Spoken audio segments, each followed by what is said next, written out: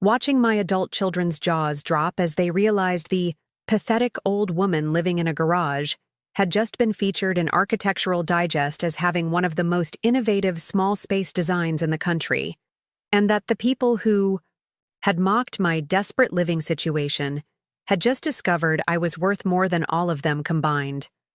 Before we dive in, let me know where you're watching from, and if this story resonates with you, make sure you're subscribed, because tomorrow, I have something even more shocking to share about what happened next.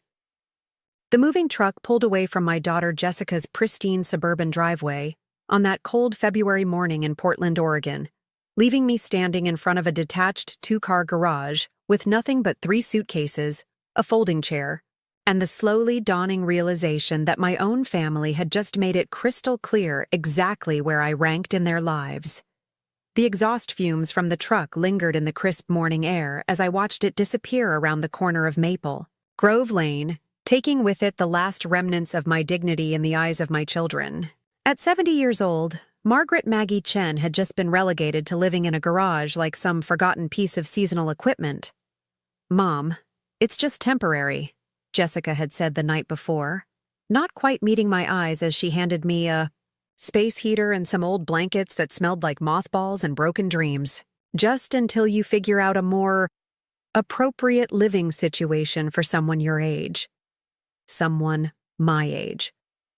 Those 3 words had become the refrain of my existence since my husband David died 18 months ago.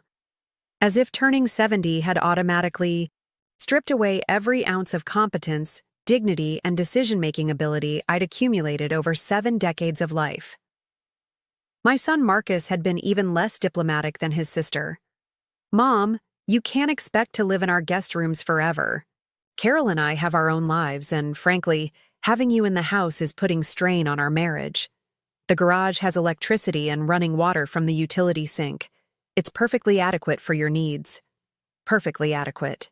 For a 70-year-old woman who had raised them, sacrificed for them, put them through college, helped with down payments on their first homes, and spent the last 2 years since their father's death being shuffled between their houses like an unwanted piece of furniture they couldn't figure out where to store. The conversation that had led to this moment played on repeat in my mind as I stood there shivering in the February cold. It had happened 3 days earlier, during what Jessica had euphemistically called a family meeting at her dining room table. The same table where I'd helped her with homework 25 years ago.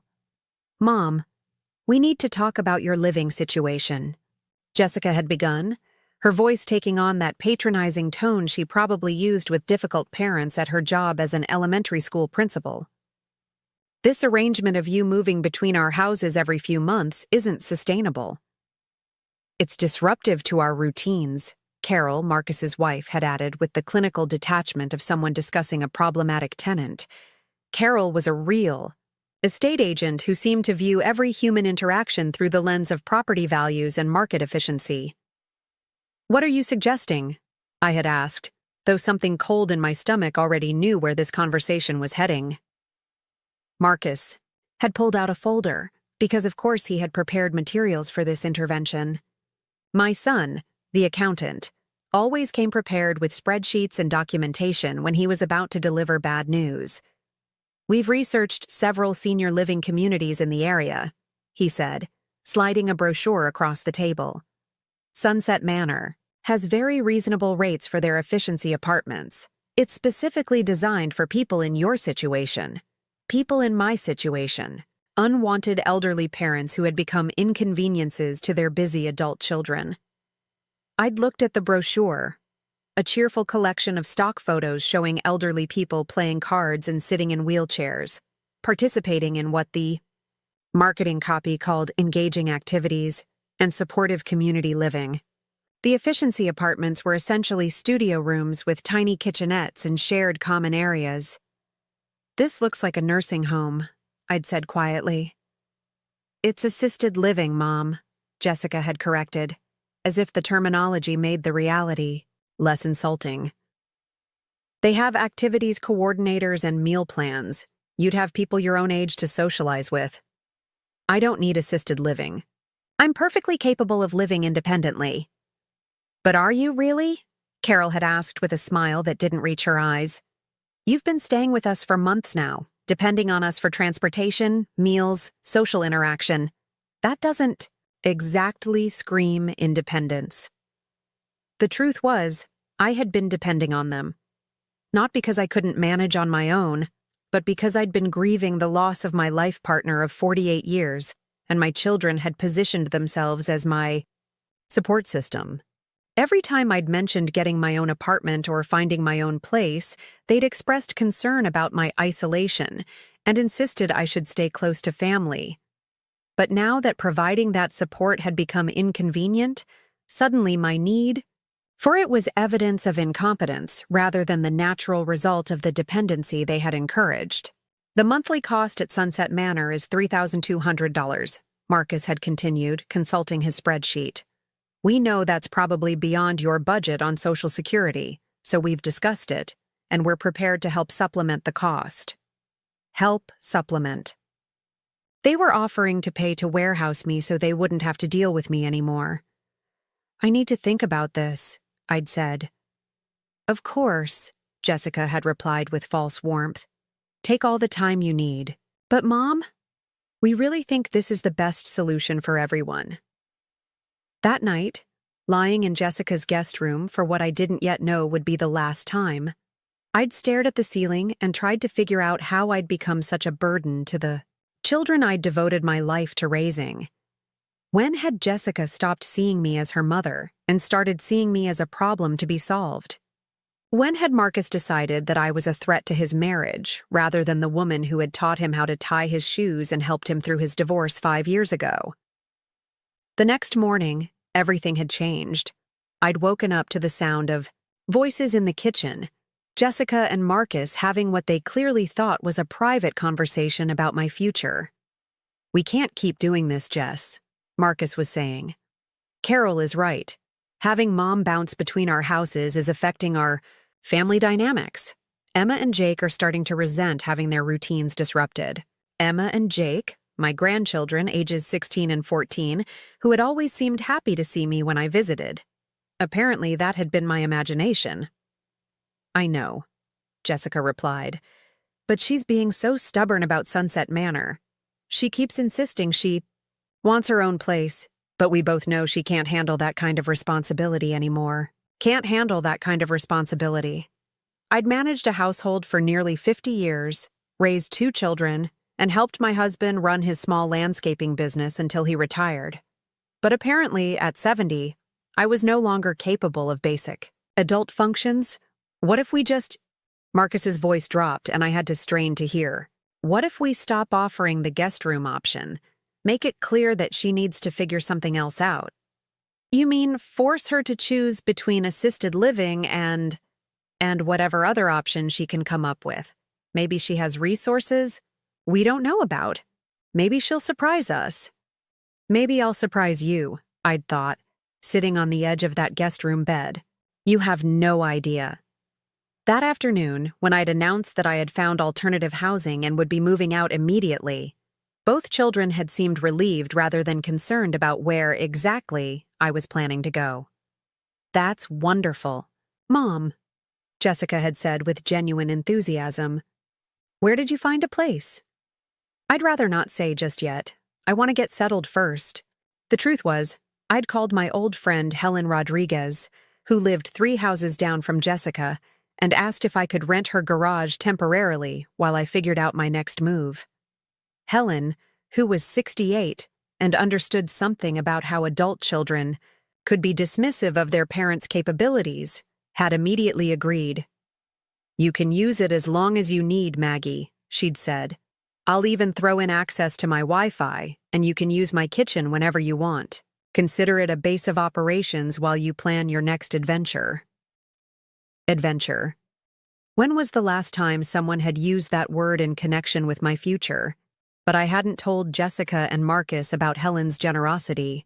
I'd let them assume I was renting some sad little studio apartment somewhere, which seemed to make them feel appropriately guilty without inspiring them to investigate further. The moving truck had been the final humiliation, watching my few, remaining possessions being loaded into a vehicle that would drive them exactly 4 houses away to a garage. Jessica and Marcus had both offered to help with the move, but I'd declined. I wanted to maintain some dignity in this process.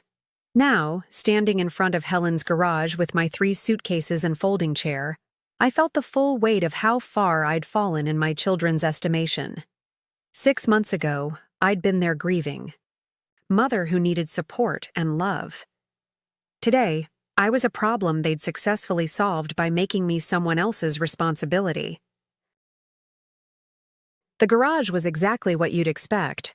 Concrete floors stained with decades of oil drips, exposed wooden rafters draped with cobwebs, and the lingering smell of lawnmower gasoline and old paint cans.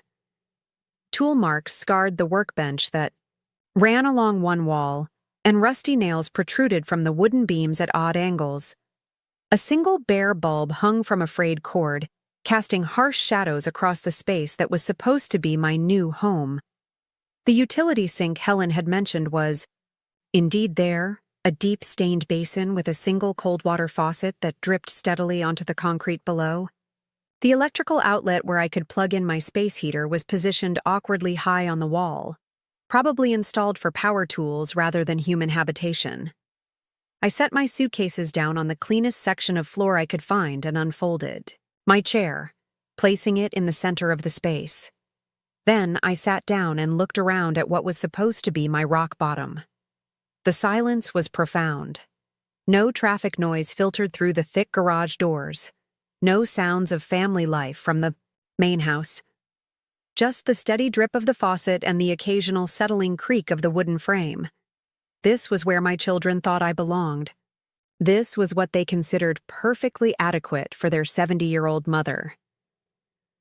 But as I sat there in that cold, empty garage, surrounded by the detritus of someone else's projects and the smell of automotive abandonment, I felt something unexpected, rising in my chest. Not despair, not self-pity, not the grateful acceptance they probably expected. I felt anger. Clean, focused, empowering anger. And underneath that anger, something even more powerful. Determination. My children thought they had finally taught me my place. They thought they had successfully convinced me that I was a burden to be managed rather than a person to be valued. They thought they had reduced me to someone who should be grateful for whatever scraps of shelter and attention they chose to provide. But here's what Jessica and Marcus didn't know about their mother, what they had never bothered to learn in all their years of helping me adjust to widowhood. The woman sitting in that garage wasn't the helpless, financially dependent elderly woman they thought they were managing. I was a woman who had been quietly sitting on substantial assets they knew nothing about. A woman who had 40 years of interior design experience they'd dismissed as just a hobby. A woman who had managed construction projects, renovation budgets, and contractor negotiations that they had never paid attention to because they were too busy with their own careers to notice their mother's capabilities. I was a woman who had been accepting their limitations and control because I'd been too grief-stricken to fight back, too lonely to risk alienating the only family I had left, too tired to prove my competence to people who were determined not to see it. But sitting in that garage, looking around at what they considered appropriate housing for someone of my situation, I realized that I was done accepting their assessment of my worth. I was done seeking their approval for my choices. I was done trying to fit into the small, manageable box they had constructed for elderly mothers who need supervision. I was about to show them exactly what their mother was capable of when she stopped asking for permission and started building her own empire. The woman they had dismissed as a burden was about to become the woman they wished they could be. The woman they thought they'd successfully warehoused was about to create something so spectacular that they would spend years trying to explain to their friends how they had been stupid enough to underestimate her. I pulled out my phone, the smartphone Jessica always seemed surprised I could operate competently, and started making a list. Not a list of complaints or self-pity, but a list of contractors, suppliers, and design ideas that had been percolating in my mind for months. Because here's what my children had never understood about me. I didn't see problems. I saw projects. I didn't see limitations. I saw possibilities. And I didn't see a garage. I saw a blank canvas that was about to become the most stunning small space transformation anyone in Portland had ever seen. My children had given me exactly what I needed: complete freedom from their expectations, their limitations, and their need to control my choices. They thought they were punishing me by forcing me to live in a garage. They were about to learn that they had given me the greatest gift of my life, the opportunity to prove that their mother was far more remarkable than they had ever imagined, and it was going to be magnificent. What Jessica and Marcus didn't know as they celebrated solving their mom problem over dinner that night was that the woman they had just banished to a garage was sitting on assets worth $1.2 million. While they saw me as a financial burden who needed their help to afford assisted living, I had been quietly managing an investment portfolio that generated more monthly income than both of their salaries combined. While they worried about my ability to handle adult responsibilities, I had been successfully running my own interior design consulting business for 3 years, a business that had generated over $200,000 in revenue last year alone. But here's the thing about being underestimated by your own children. You learn to keep your capabilities and resources to yourself, because every time you've tried to share your successes in the past, they've found ways to diminish them or suggest you should be spending your money and energy on them instead. When David died 18 months ago, I had expected my children to support me through my grief while I figured out who I was as an individual after 48 years of marriage. Instead, they had immediately positioned themselves as the wise adults who needed to guide their incompetent elderly mother through every aspect of widowhood. The truth was, David and I had been far more financially successful than my children realized. David's landscaping business hadn't been the small operation they remembered from their childhood. By the time he retired, Chen Landscape Design had become one of Portland's premier high-end garden architecture firms, with clients including several celebrities and tech executives who paid premium prices for David's artistic vision. More importantly, I hadn't just been the supportive wife who handled the bookkeeping. I had been David's business partner in every sense of the word, handling client consultations, design development, project management, and contractor coordination for over 2 decades. Many of our biggest clients had specifically requested to work with me because of my reputation for transforming challenging spaces into stunning environments. But when David became ill, I had stepped back from the business to focus on his care. And after he died, I'd been too grief-stricken to immediately return to work. My children had interpreted this temporary withdrawal as evidence that I had never been truly capable, that I had only functioned as an extension of their father's talents. They had no idea that 3 months after David's funeral, I had quietly started my own consulting firm. Margaret Chen Design had begun as a way to channel my grief into something productive, but it had quickly evolved into a thriving business that specialized in small space transformations and historic home renovations. My clients weren't random homeowners looking for generic updates. They were architects, real estate developers, and wealthy individuals who had heard about my work through word-of-mouth referrals. I commanded $150 per hour for consultations and typically earned $15,000 to $30,000 per project, depending on the scope and complexity. The beautiful irony was that while my children worried about my ability to manage my own life, I was helping other people solve complex design challenges that required advanced spatial reasoning, project management skills, and the ability to coordinate multiple contractors and suppliers simultaneously.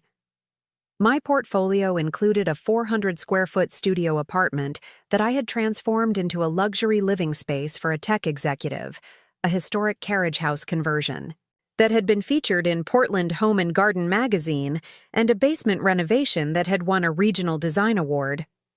Each project had demonstrated my ability to take seemingly impossible spaces and turn them into environments that exceeded my clients' wildest expectations. But I had never mentioned any of this to Jessica and Marcus. Why? Because every time I had shared good news in the past, they had found ways to undermine my pride in my accomplishments. When I'd told Jessica about my first big consulting project, her response had been, "Mom, are you sure you're not taking on too much? You're 68 years old, and managing construction projects can be really stressful." When I'd mentioned to Marcus that a client had recommended my work to a friend, he'd said, "Mom, you need to be careful about people who might try to take advantage of your generosity. Sometimes clients expect more than they're paying for." Every success had been met with concerns about my judgment, warnings about potential problems, or suggestions that I should slow down and not overcommit myself, so I'd learned to keep my professional life private while they continued to treat me like someone who needed guidance with basic decision-making. The financial reality was even more impressive than my professional success. David's life insurance had paid out $400,000. The sale of his business had brought another $350,000. Our house, which we'd bought in 1985 for $85,000, was now worth $650,000. Our investment portfolio, which David had been building systematically for 30 years, was worth another $420,000, combined with my design business income and David's pension survivor benefits. I had more money than I could spend in 2 lifetimes. I could afford to live anywhere I wanted, travel extensively, and pursue any project that interested me. But my children had convinced themselves that I was living on a fixed income and needed their financial support. They had never asked about my assets, never inquired about David's business sale, never wondered how I could afford the designer clothes I wore or the high-end materials I used for my own home improvement projects. They saw what they expected to see, a helpless elderly widow who was grateful for whatever assistance they chose to provide. The truth was, I had been quietly building a life that was far more interesting and financially secure than either of theirs. While Jessica struggled with the mortgage on her suburban colonial and Marcus worried about saving for his children's college tuition, I had been debt-free and financially independent for over a year. I had also been developing skills and interests that my children knew nothing about. Over the past year, I had taken courses in sustainable building techniques, smart home technology, and advanced electrical systems. I had learned to use design software that allowed me to create detailed 3D renderings of renovation projects. I had studied feng shui, biophilic design principles, and the psychology of small space living. My continuing education wasn't random hobby collecting. It was strategic professional development that kept me at the cutting edge of interior design trends. While my children worried about my ability to adapt to modern technology, I was teaching courses to other designers about incorporating smart home systems into residential renovations. I had also been building a network of contractors, suppliers, and craftspeople who respected my expertise and enjoyed working on my projects. These weren't people who saw me as a confused elderly woman who needed careful supervision.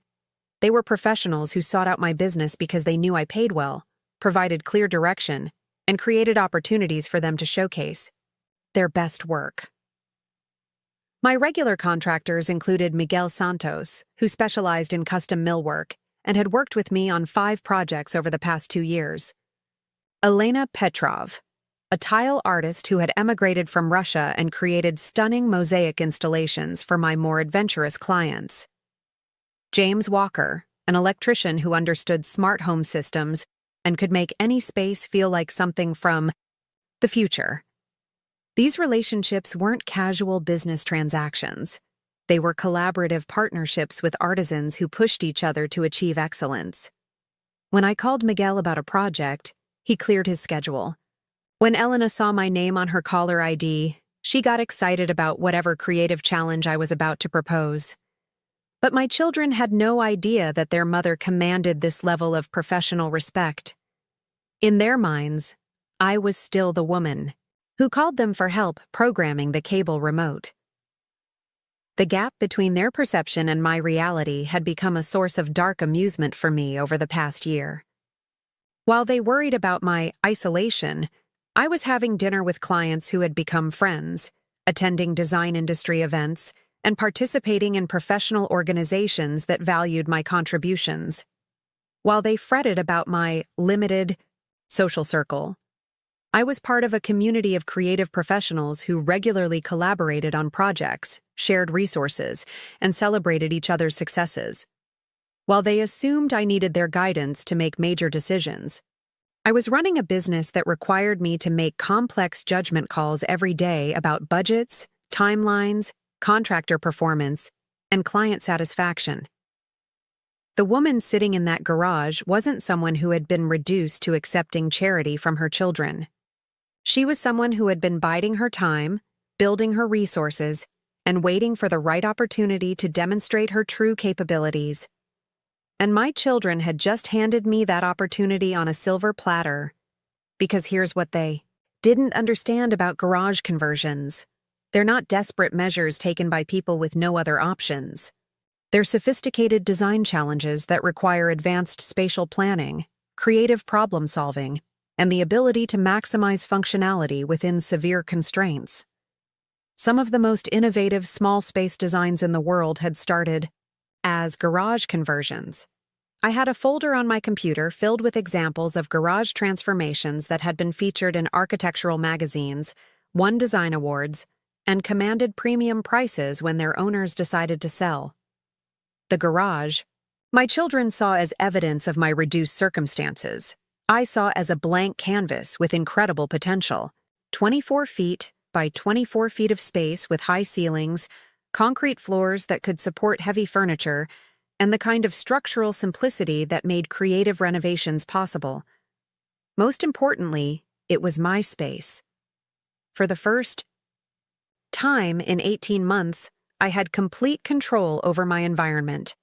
No one could tell me that my design ideas were too much, or that I should choose something more practical for someone my age. No one could suggest that I was getting carried away, or that I should keep things simple. I could create exactly what I wanted, using my own money, my own vision, and my own network of skilled craftspeople who understood that age was irrelevant when it came to design innovation. As I sat in that folding chair, looking around the garage, with a designer's eye, I started seeing possibilities that would never have occurred to my children. The exposed rafters could support a loft sleeping area with a skylight installation. The concrete floors could be stained and polished to create a sophisticated industrial aesthetic. The high ceilings could accommodate a dramatic lighting installation that would transform the entire space. The utility sink could be replaced with a sleek kitchenette, featuring European appliances and custom cabinetry. The garage doors could be converted into floor-to-ceiling windows that would flood the space with natural light. The workbench could become a built-in desk area with hidden storage and integrated technology. But more than the specific design elements, I was seeing an opportunity to create something that would force my children to completely reevaluate their assumptions about my capabilities, my resources, and my place in the family hierarchy. I was seeing an opportunity to build something so spectacular that they would spend years trying to explain to their friends how they had been stupid enough to underestimate their own mother. I pulled out my phone and opened the voice recorder app. Project, Garage Transformation. Client, Margaret. Chen, budget, unlimited. Timeline 6 months. Objective, create the most stunning small space living environment in Portland, Oregon.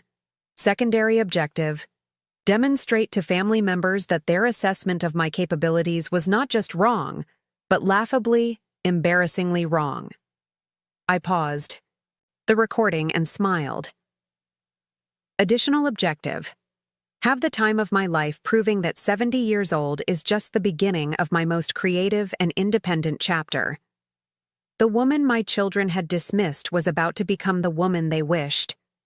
They had the courage and vision to be, and I couldn't wait to get started. Actually, that wasn't entirely true. I could wait because I had learned something important about dramatic reveals over my years in business. The best transformations happen when no one is watching, when skeptics have written you off completely, when the final result is so far beyond expectations that it literally takes people's breath away. My children thought they knew the whole story. They thought they had successfully managed their problem mother by relegating her to appropriate housing for someone of her diminished circumstances. They thought the story was over, but they were about to learn that they had only provided the opening chapter of the most spectacular comeback story of my life. I opened my laptop, the high-end MacBook Pro that Jessica always seemed surprised I could operate without technical support, and began creating folders for my project documentation. Inspiration photos, contractor contacts, budget spreadsheets, timeline planning. For the first time in 18 months, I felt the excitement of a project that was entirely mine. No client expectations to manage, no budget constraints imposed by someone else's financial limitations, no design compromises, required to satisfy conservative tastes. This was going to be my masterpiece. A 576-square-foot space that would demonstrate everything I had learned about design, craftsmanship, and the psychology of transforming environments. More importantly, it was going to be my declaration of independence, a concrete manifestation of my refusal to accept other people's definitions of what was possible for someone my age, in my situation, with my supposed limitations. I started sketching initial concepts, my hand moving quickly across the paper as ideas flowed faster than I could capture them. A Murphy bed with integrated storage. A compact but fully functional kitchen with restaurant-quality appliances. A bathroom that would feel like a luxury spa despite being only 40 square feet. But the real magic would be in the details that my children would never think to look for. Hidden lighting that could transform the mood of the space with the touch of a button. Smart home technology that would anticipate my needs and adjust automatically. Custom furniture pieces that would serve multiple functions while looking like works of art. Every square inch would be purposeful, beautiful, and designed to exceed the expectations of anyone who thought they understood what garage living meant. I worked. I felt something I hadn't experienced since David's death. Pure creative joy.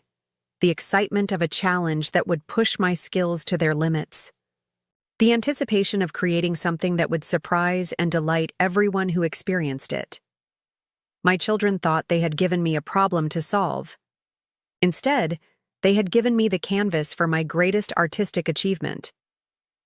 The woman they had dismissed was about to become the woman whose work would be studied and admired by designers around the world. And the best part? They would have front row seats to watch it happen, 3 houses away, completely unable to control or interfere with the process. This was going to be even better than I had imagined. To understand how my adult children could banish their 70-year-old mother to a garage and call it a reasonable solution. You need to understand the family dynamic that had been systematically building since David's death 18 months ago. This wasn't a random act of callousness. It was the culmination of a carefully orchestrated campaign to convince me that I was incompetent, dependent, and grateful for whatever scraps of attention they chose to provide. The transformation in how Jessica and Marcus treated me didn't happen overnight. It began subtly, in the weeks after David's funeral, when I was most vulnerable and least likely to recognize manipulation for what it was. David and I had been married for 48 years. We'd built a life together that was comfortable, creatively, fulfilling, and deeply satisfying. He handled the business operations and client relations for Chen Landscape Design, while I managed the creative vision, project coordination, and contractor relationships. We complemented each other professionally and personally in ways that made both of us stronger and more capable than we could have been individually. When David died after a 6-month battle with pancreatic cancer, I felt like half of myself had been surgically removed. We'd been partners in every sense of the word, business collaborators, creative allies, and best friends who genuinely enjoyed each other's company after nearly 5 decades together. His death left me not just grieving the loss of my husband, but struggling to figure out who I was as an individual rather than as half of a perfectly matched team. During those first months of widowhood, I was genuinely struggling. I was learning to make decisions that David and I had always made together, managing business relationships that had been built around our partnership, and trying to figure out what my life looked like when I was no longer someone's wife, but simply myself. I needed support, patience, and encouragement while I found my footing as a single person for the first time since I was 22 years old. What I got instead was a systematic campaign to convince me that I would never be capable of managing my own life. Jessica, my 45-year-old daughter, had always been what you might charitably call assertive. Even as a child, she'd had strong opinions about how other people should live their lives, and she'd never hesitated to share those opinions, whether they were requested or not. As an adult, she'd become an elementary school principal, a role that seemed to reinforce her natural tendency to treat everyone around her like children who needed constant correction and guidance. Marcus, my 43-year-old son, had always been more diplomatic in his approach, but he'd married Carol, a woman, who shared Jessica's belief that they knew better than everyone else how life should be lived. Carol was a real estate agent who specialized in helping elderly clients downsize their living situations, which meant she had just enough professional experience to sound authoritative when making pronouncements about what was appropriate for someone my age. In the months after David's death, these personality traits had crystallized into a coordinated effort to position themselves as the responsible adults who needed to manage their incompetent elderly mother. The first indication that something was seriously wrong came during the process of planning David's memorial service. David had been very specific about his wishes. He wanted a simple celebration of life at our home, with close friends and family sharing stories and memories in the garden he'd spent 40 years creating. He'd explicitly said he didn't want a formal funeral home service or anything that felt like a somber, depressing affair.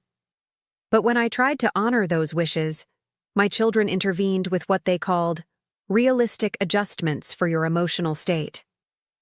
"Mom, you're not thinking clearly right now," Jessica had said when I insisted on planning the service myself. "Let us handle the logistics so you can focus on processing your grief." "Mom, you don't understand how much work goes into organizing." "Something like this," Marcus had added. "You're already overwhelmed emotionally, and trying to manage all these details will just make things worse for everyone." When I protested that I was perfectly capable of planning my own husband's memorial service, something I'd done for both of my parents and David's parents over the years,